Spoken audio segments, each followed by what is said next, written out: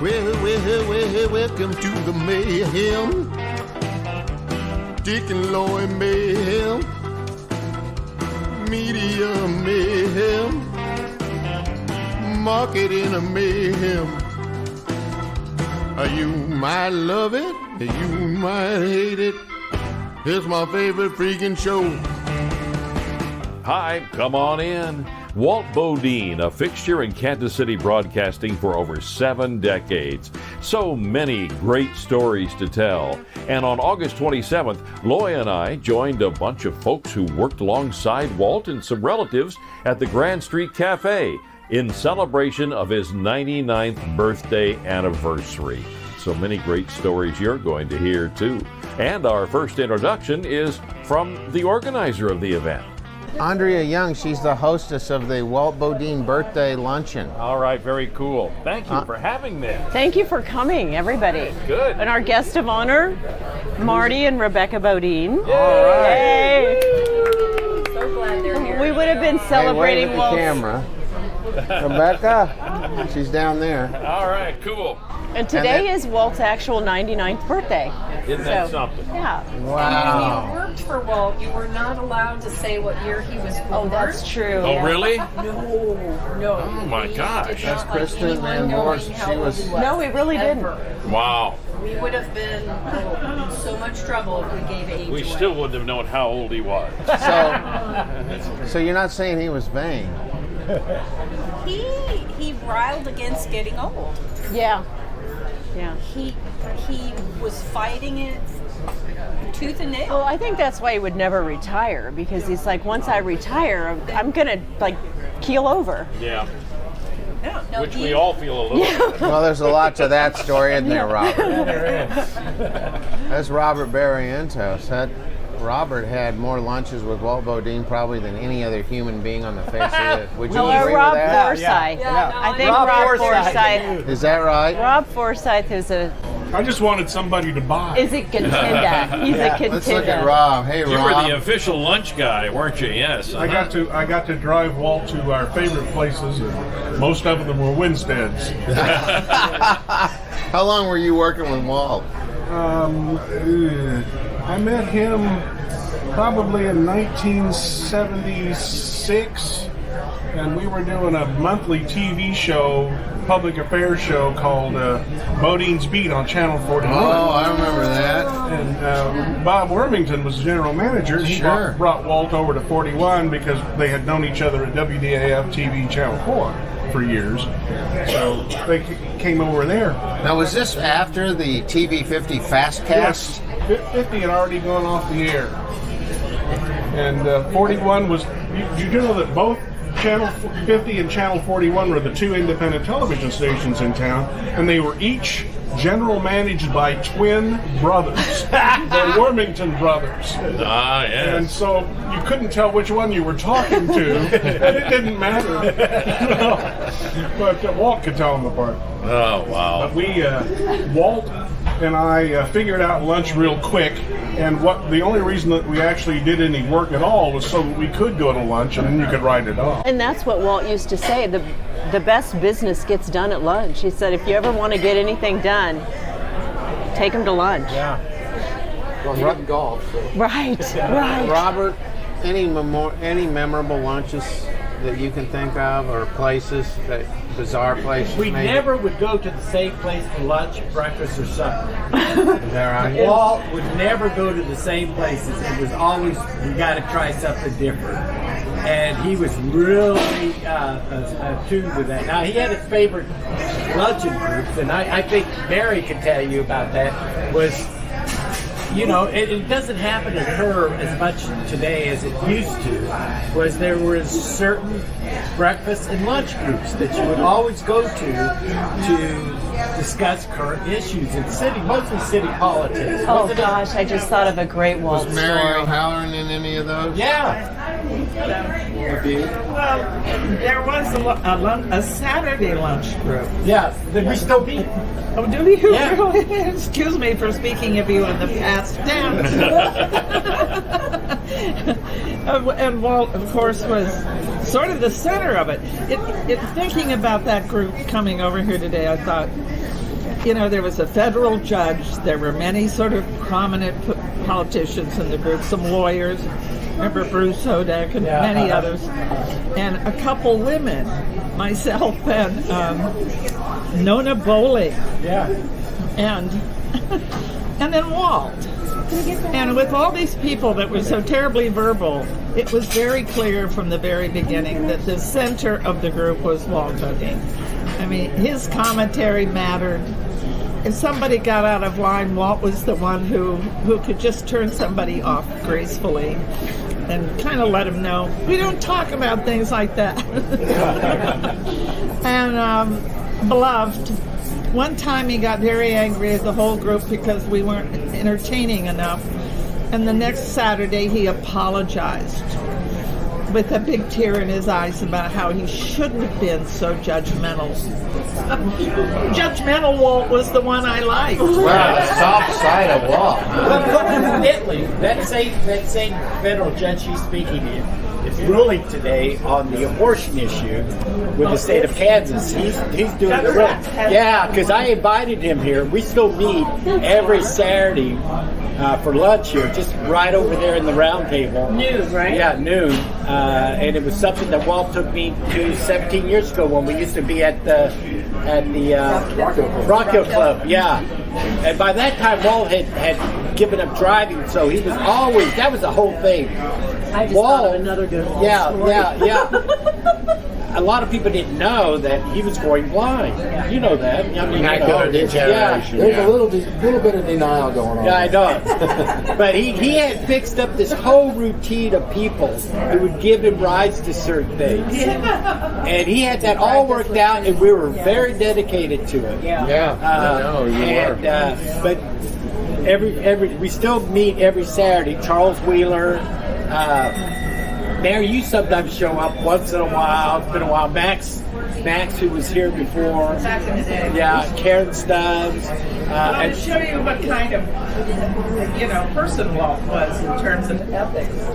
I recall a couple times we had a member of the group who liked to try to get the federal judge who was part of the group to comment on the cases he was hearing, which most every human being knows is just not something you do. But this gentleman was about to get news out of the federal judge, who was a truly remarkable, lovely man.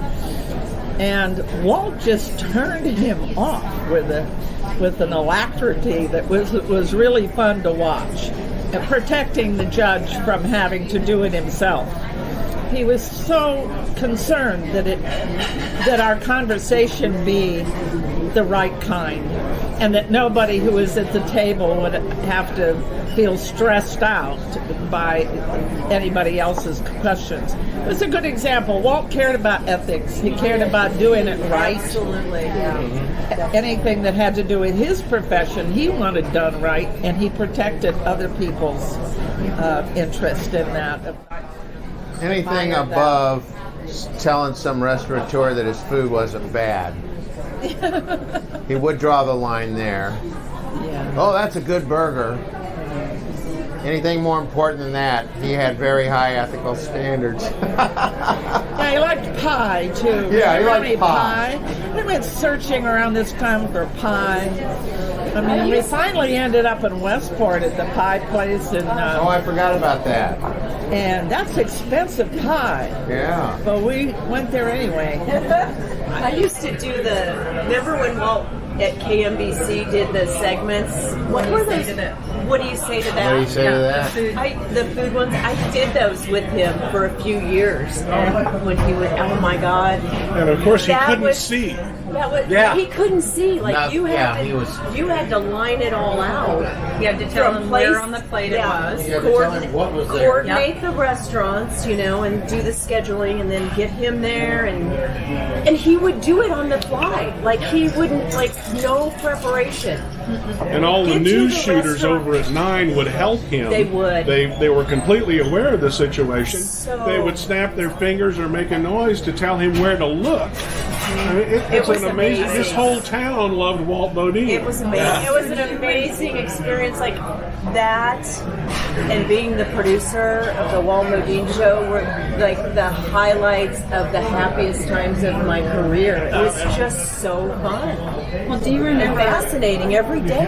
Do you remember how he could time things perfectly? Yes. He would tell you when he would shoot a segment, he would tell you how many minutes and how many seconds it was. Yeah. Or you put him in the car and he could tell you what corners. Yeah.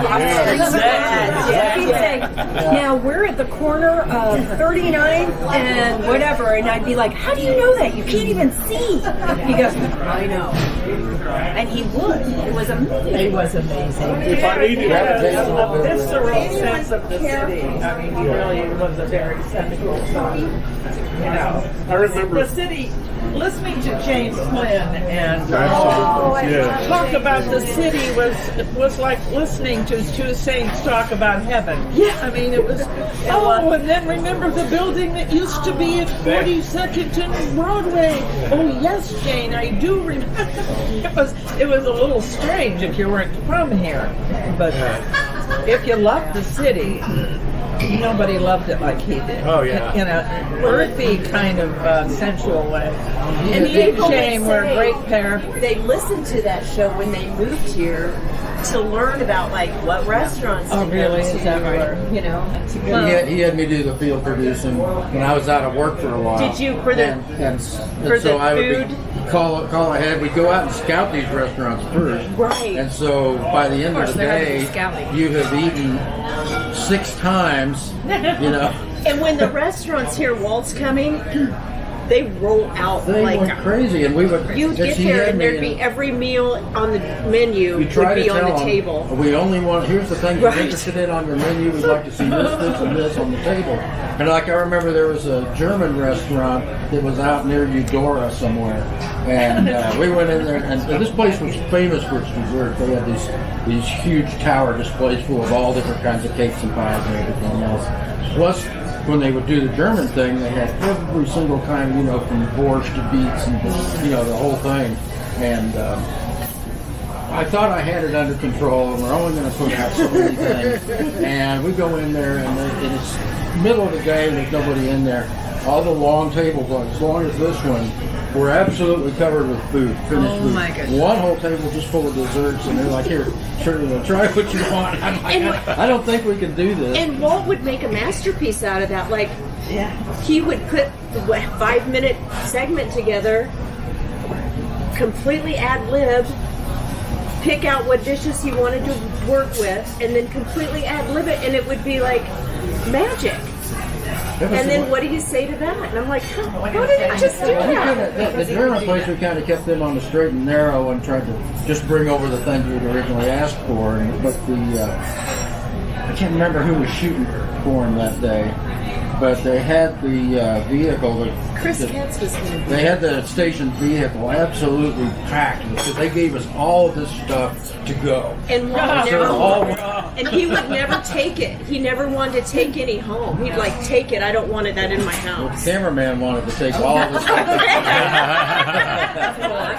And so we were literally packing. It was like an Explorer, Ford Explorer. We were literally packing it into cubby holes in the back and put it all in there. Are you still talking about the German restaurant in Eudora? Yeah. I remember that place. Remember the woman? She was a youth, this big, tall German woman. I Yeah. ever talked with her, and she was really a character. Yeah, she was. And it wouldn't matter, like if it'd be Nieces over on Troost or Strawberry Hill. Everyone loved Walt. It doesn't matter what race, religion, political. Well, that was the stripe. last days of real kind of He could talk to anyone. broadcasting. So He was there. do we reveal the one food he wouldn't eat? And he would always say, is it on my plate? We already talked about it a little bit, but go ahead. Chicken. Marty was just telling a story about what the trauma was that caused that. It was. Did he have to kill one for Christmas or something? Well, Well, Dinner? there was one when he was on the farm in Longton, Kansas, Yes. a little bitty kid, and back then they butchered a chicken for dinner, And when they did, the chicken, they'll take off and run a little bit, right on him. Right on. So he would always say, "No chicken died on my behalf." That's right. No chicken died on my behalf. Yeah, he did. And so we go to those, like if you And went the to a waitress has banquet got at to a listen to hotel, the chicken story. and instead of asking for something special, he'd say, "What's on my plate?" And I'd say, he goes, "It's not." And I'd be like, "Yeah, it's chicken." I said, "I'll ask for something else." He goes, "No, just push it to the side." Yeah. Tell me where the would make it work. Eat it first so it looks like I ate. Yeah. He would do that to me. Well, it's when we'd be out doing the field production to size places up. He would order a whole bunch of stuff, and then he'd sit there and, "Well, you eat this, and you eat this, and you eat this." And so he's still doing okay, and I'm just like, "Oh, I can't eat anymore." Yeah. Sometimes I think I broke his heart because he loved food so much, and I'm not a foodie. So he'd say, after the show, "Where should we go eat?" And I'm like, "I don't know. We just ate breakfast." And he thought about food all the time. It was like, it made him so happy. It was a sort of a cultural thing. I think, he really wanted to promote the diners, the people with small joints trying to get started. Yep. And, He didn't want chains. No, we No. never really did chains. Never. No. In Kansas City, I mean, it's got.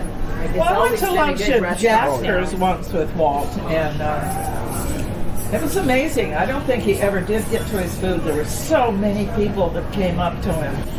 It makes me a little choked up, being honest with you, because the kind of people who came up who just wanted to meet him, they just wanted to say that they had. They were all so terribly complimentary and listening to the show. But he meant something to them because they knew that he cared about ordinary people. Yep, they did. They knew it. They knew it instinctively. Connection immediately. Yeah. Everyone loved It was a it. great The experience. personal connection with lying there in bed at night and back in the 60s of Yes. WHB. Oh, I'll bet. Transistor radio. Night Listening Beat. to Night Beat. Walt Yeah. Bodine's. That's such a Putting the a transistor personal- radio under Yeah, your pillow. exactly. Supposed to be in bed. Well, he had a little Larry King about him when he started telling stories about the old days. Remember when he had a tiger in the studio? Some guy brought a tiger. Yes, I remember that. And he told the story. It got better with the years. We heard it was a lion. Was it a lion? It was a lion. Excuse me, the lion But in that's the studio. okay. I mean, same deal. And the guy only had it for a week. He had, that was the punchline of the story. Max was telling it, is that Walt was very nervous. They strapped it down to a stanchion, and here the line is dragging the stanchion back and forth. And the guy said, "Well, how long have you had it?" And the guy said, "A week." Now that's what scared the hell out of him. It's like, you gotta go. Oh God, that was Well, and he funny. was in that building at night by himself. Yeah, he was. And just like out of nowhere. Everybody was in those days. Yeah, all the doors Well, locked engineer. behind you when you Right. for that. Right. Well, Lloyd Lockerbie you did movie reviews on the show, and Walt kept going to movies even after he couldn't see anything, right? I know about this. Robert had to narrate. Yeah, for 17 years, almost 17 years, I would take Walt on Sundays to go see a movie.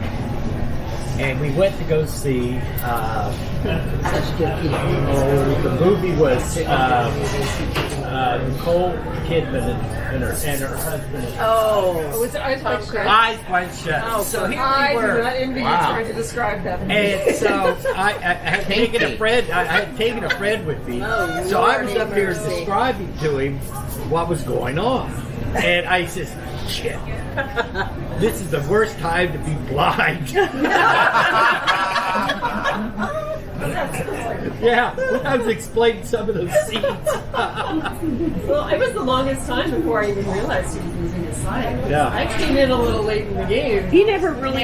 You would. Yeah. Yeah, for I a mean, long because he would time. talk about going to the movies. Yeah. And I was like, oh, there's some people I was going to the movies. And we'd go eat for his birthday. And somebody would just kind of whisper in his ear what was on the plate where, and he faked it pretty well for quite a while. His eyesight was going for years. Yeah. How far back? When did that start?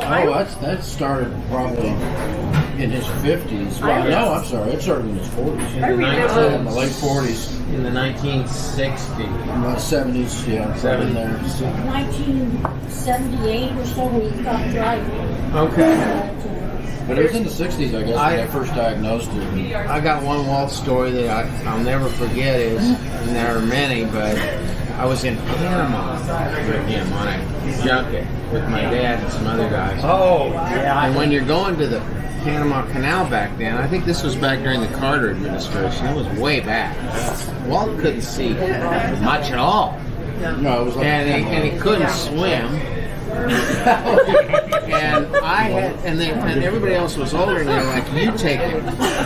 Well, there was a rope bridge that you walk from the land to the station, and it went like back and forth, ropes on each side, and little wooden planks. He wanted to do it, and I had to walk him across that thing. I can't swim. Well, he was the most. It's 40 feet down into the drink. And he's the most unathletic, uncoordinated person. He had no sense of balance. Well, that's why he hated sports. Right. We don't talk about sports. Yeah. No baseball. Yes, no sports. That's No sports. I'm missing that sports gene. My kind of guy. Once in a while, he would ask me, "How's the Chiefs doing?" But that's about it. They didn't really want to know. Dick and Loy's He's just Media and making Marketing conversation. Mayhem always has a sports section on it. Yeah, it's usually a moment of silence. But he did keep a secret that he was losing his sight, so people didn't know, so they'd come up to him and they'd say, "Hi, how you doing?" and stick out their hand. He'd shake hands with them, ask them how they were doing, and then they'd walk off and they'd go, "Who was that?" I know, yeah. Remember me? When I was do that. in college and interned with him, he was losing his sight. He was a professor at UMKC. He was my professor. Yeah, he was mine too. That's how I first met him. Me too. And he had a computer, an old Mac, and he would type and he loved it because that was the Mac you could do with the fonts. And so he could make the fonts 128 points and see it. Really? So when I first met him, he could still kind of see a little bit, and he would, type out his notes, whatever, and it just kind of slowly. That pinhole vision lasted a long time. Yeah. Because he had it was a deal that would magnify print. Yeah. So he would lay it out, and then it was on a stand, and it transmitted to a TV screen. Oh, yeah. Blew it up. And he could use that. He would be on the radio. It would say, "Bob." Right. And it'd be like, right. 18 inches. And he would We've got do Bob that on the line. to prepare for class. For his classes, he would make it real big, and he was an amazing person.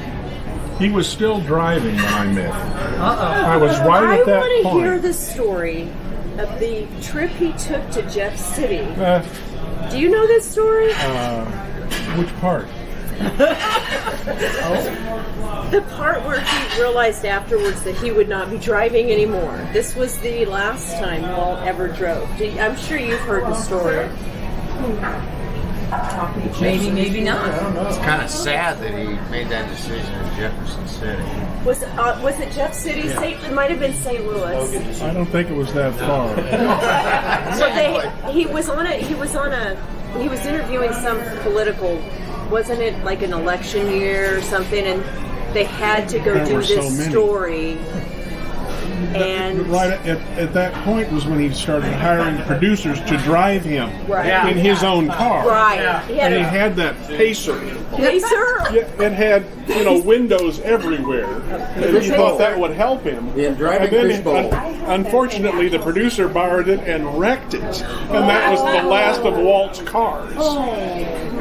But I don't know who he was with. Another reporter. And they were on a trip. The reporter drove, And then wanted and Walt got to get very him sick Oh. or broke it. I don't forget what happened.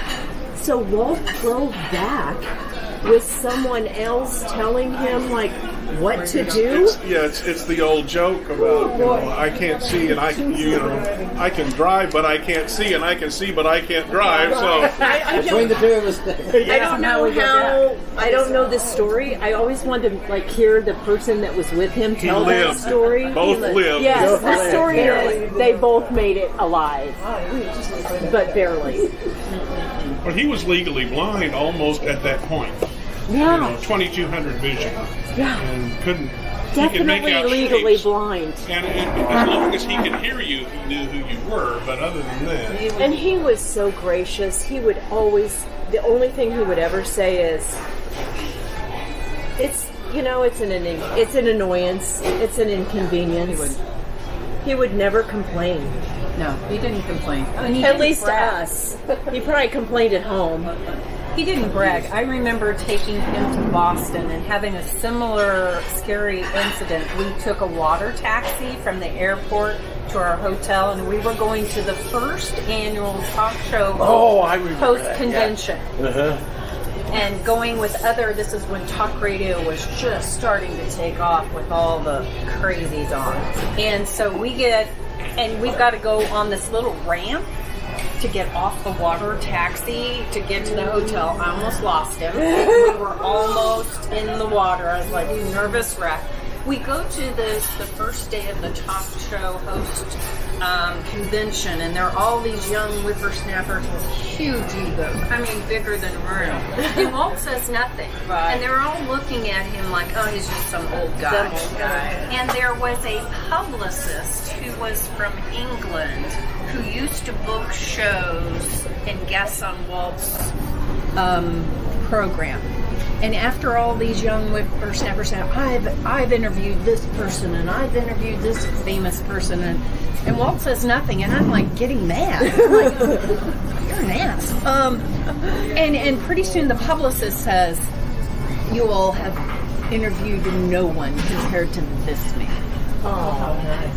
And so this British publicist is just naming. He's interviewed presidents. He's interviewed. I've taken these guests on, and they all looked like they had no idea because Walt never said anything.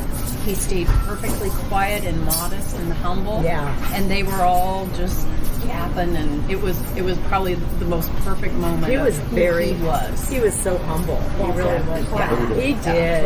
It was amazing. He would always just say, it's just really an annoyance or an inconvenience. I'm like, oh my God, I feel.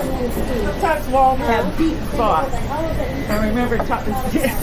I mean, we have our lighthearted memories of him, but I remember talking with him about the age of television and internet and so on, and he brought up the story of covering the Plaza flood. And what it was like to be with a microphone standing down close. Apparently, he broadcast live from the creek. Oh, wow. I mean the 77 flood. And he said he couldn't get over the number of people who came by while he was broadcasting, ordinary folks saying, this is just like on TV. And I said, Walt, no kidding. People, they're standing next to a historic amount of water that was dangerous and already in the process of killing people. And their comment was, it's just like on TV. And we talked about the relationship between the real and the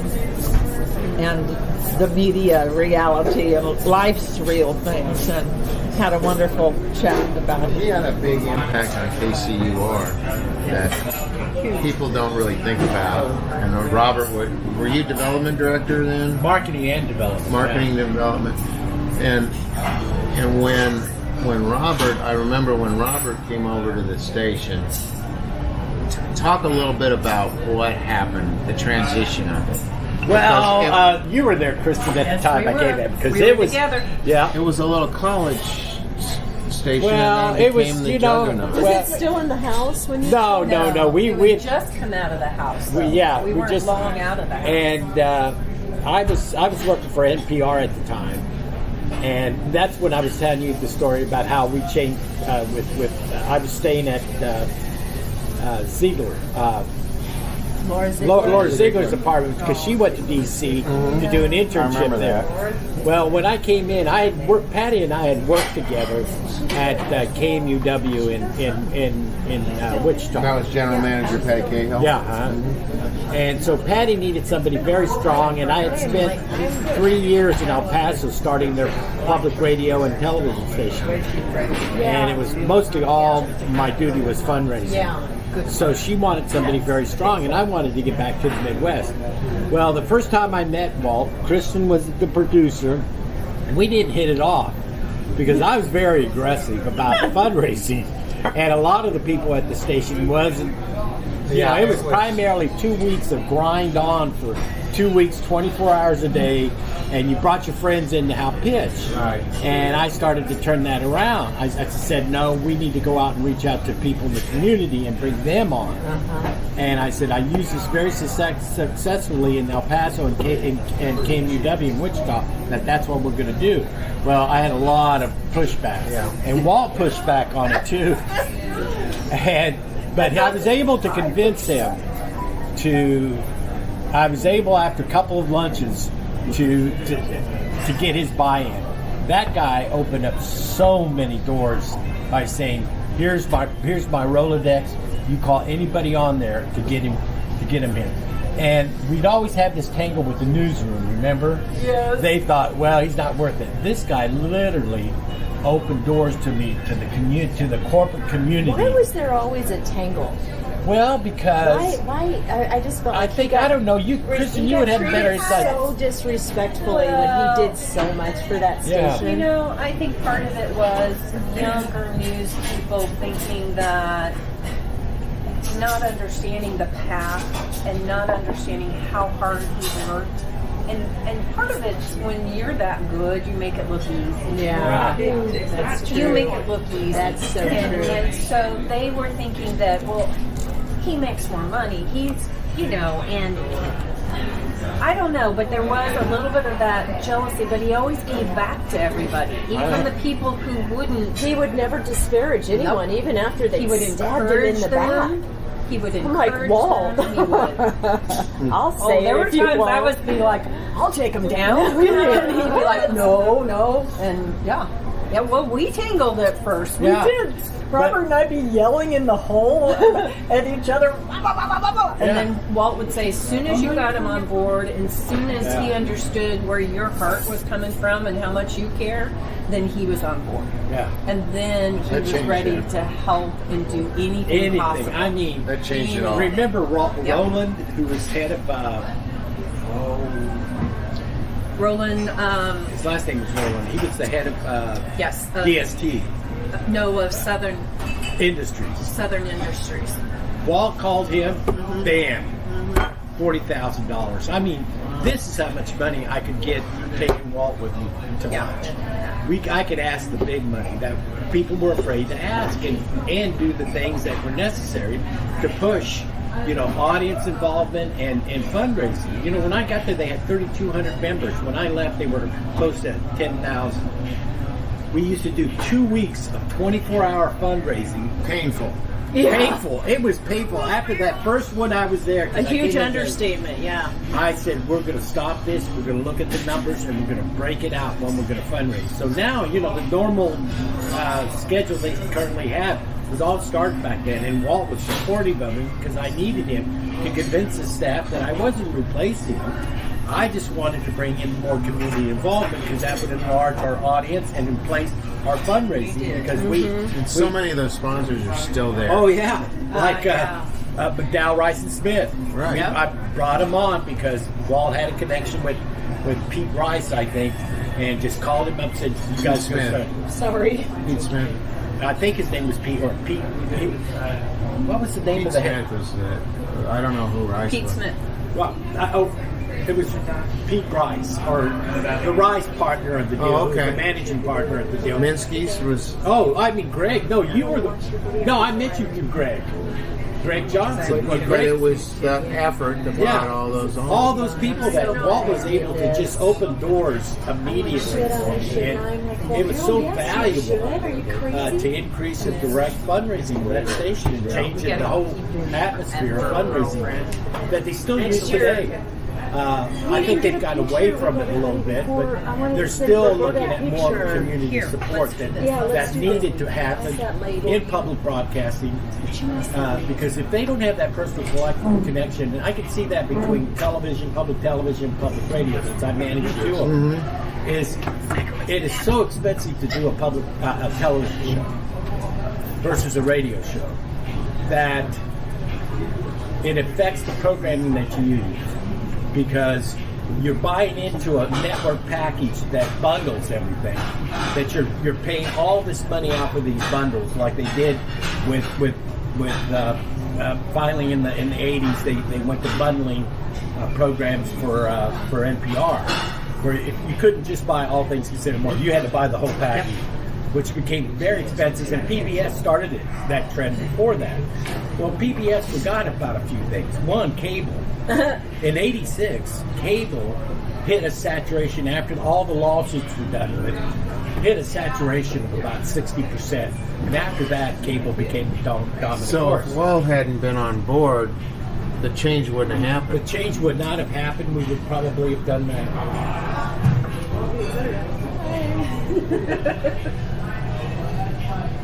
You're in it too. Yeah, we want Walt in it on the screen back there. There you go.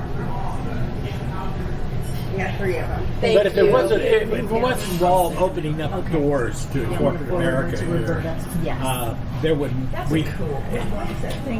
KCUR would never have gotten to the point where there is today. Yeah. But, you know, he never liked me. Oh, I know it. I would convince him.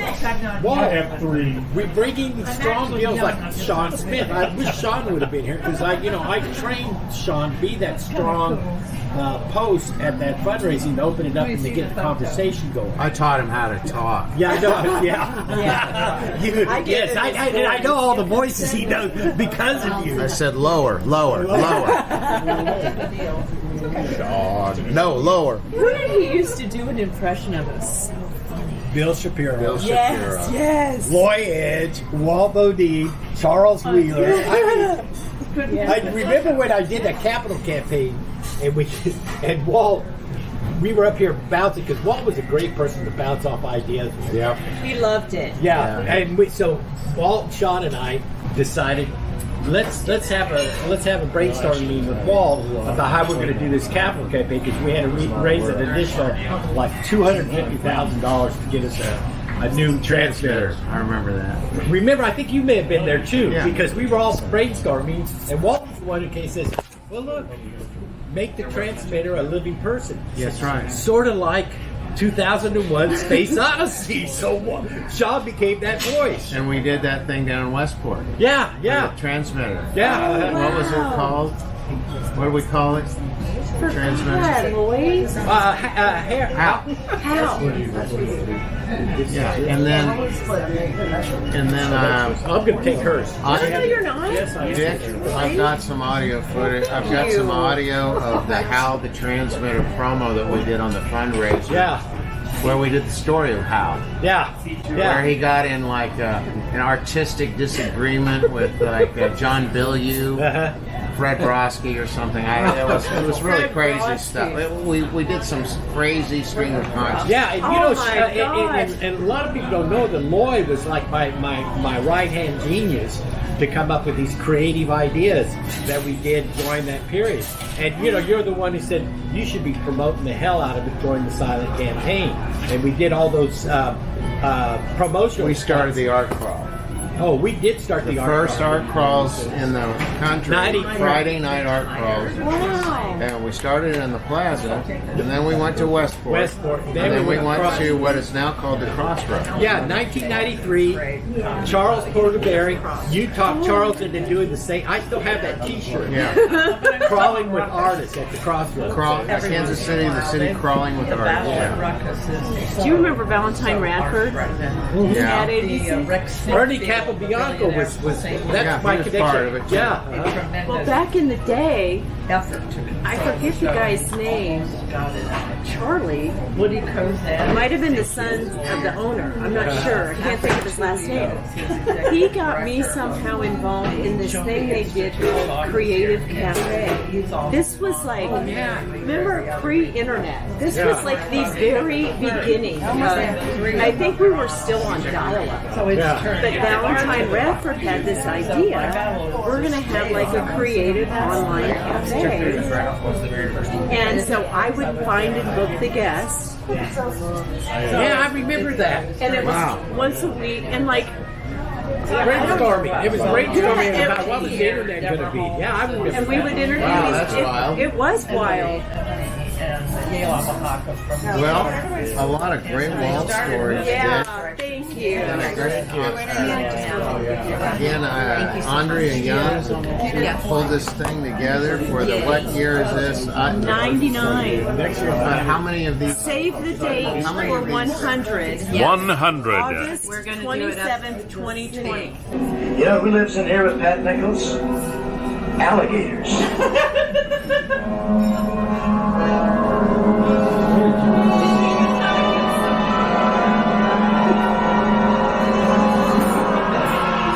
Yes, alligators live in this house. I mean literally in this house, not in some pit out in the backyard. But they are full-fledged, family-like members who can inhabit the front room if they want to, and they want to.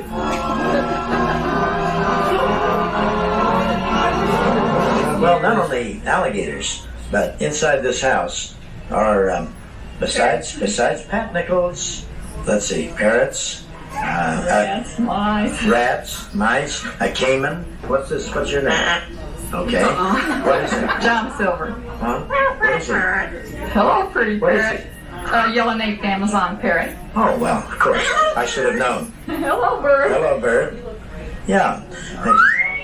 You're the first bird I ever knew that would actually talk when the camera was on. Say hello. Now stop talking while the camera's on. Walt Bodine, an amazing guy. It was good to hear all those stories. Many of the photos that you saw came from the LaBuddy Special Collections UMKC University Library under the Walt Bodine Collection. Check that site out. It's a great place with a lot of good things about Kansas City and history. And you can hear even more insight into Walt with our audio podcast. And you get that wherever you get your podcast. Just search Dick and Loy's Media Marketing, whatever they call it, okay? And until next time. You might love it, you might hate it. It's my favorite freaking show.